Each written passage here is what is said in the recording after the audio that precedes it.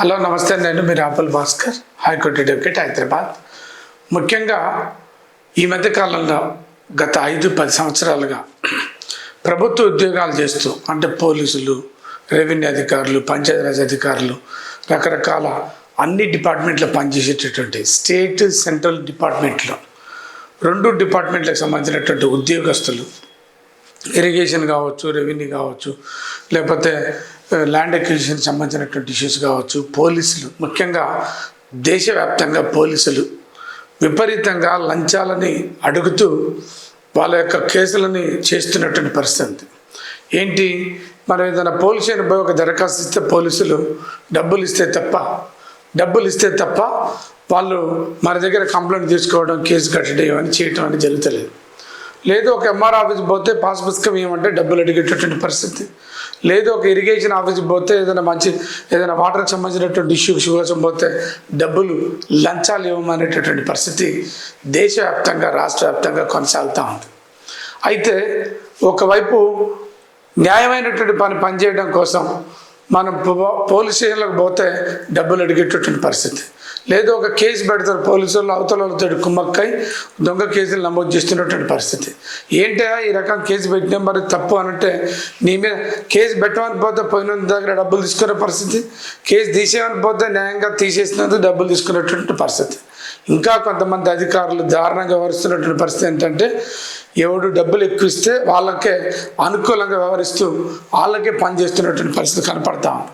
అందుకనే దేశవ్యాప్తంగా ఈ యొక్క అవినీతిని అరికట్టడం కోసం ప్రభుత్వ అధికారులై ఉండి ప్రజల కోసం నిస్వార్థంగా జీతాలు తీసుకుంటూ పనిచేయాల్సినటువంటి ప్రజల కోసం ప్రజలు ఏర్పాటు చేసుకున్నటువంటి ఈ యొక్క పబ్లిక్ సర్వెంట్స్ రాబందుల్లాగా జనాన్ని ఇబ్బందులు పెడుతూ, రకరకాల వ్యక్తుల్ని, బాధ్యతల్ని ఇబ్బందులు పెడుతూ వాళ్ళు మరి విపరీతంగా డబ్బులు వసూలు చేస్తూ అక్రమాలకు పాల్పడి అక్రమంగా సొమ్ములు కూడబెడుతున్నటువంటి, ప్రాపర్టీస్ కూడబెడుతున్నటువంటి పరిస్థితి కనపడతాం.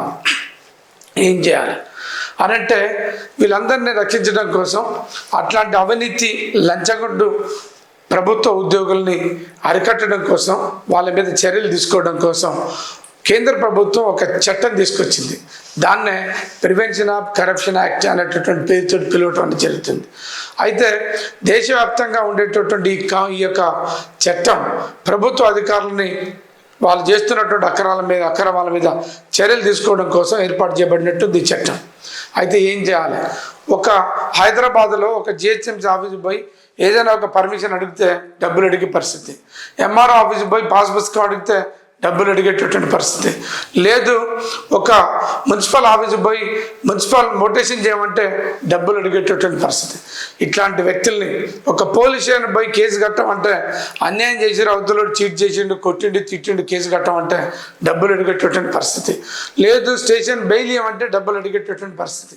వీటన్నిటికీ ఒకే ఒక వేదిక ప్రివెన్షన్ ఆఫ్ కరప్షన్ యాక్ట్ అనేటటువంటి ఈ చట్టంలో చాలా పెద్ద సెక్షన్స్ ఉన్నాయి.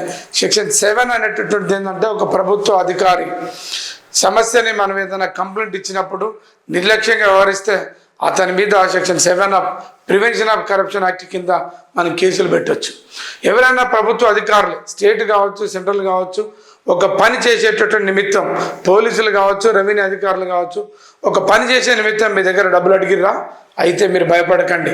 వెంటనే 1064 అనేటువంటి ఒక డయల్ యువర్ అనేటువంటి నెంబర్ ఉంది. మీరు కంప్లైంట్ చేయండి. దాని మీద యాంటీ కరప్షన్ బ్యూరో అధికారులు మీకు స్పందిస్తారు, మీ యొక్క కంప్లైంట్ని స్వీకరిస్తారు, డీటెయిల్గా ఎంక్వైరీ చేసి అట్లాంటి అధికారుల మీద చర్యలు తీసుకునేటటువంటి అవకాశం ఉంది. అందుకనే 1064 అనేటటువంటి ఈ డయల్ యువర్ నెంబర్ని మీరు ఉపయోగించుకోవాలని, అవినీతి అధికారుల యొక్క ఆర్డర్లు కట్టించాలని మీ అందరి అవగాహన కోసం మీ నోటీసులు పెడతా ఉన్నాం.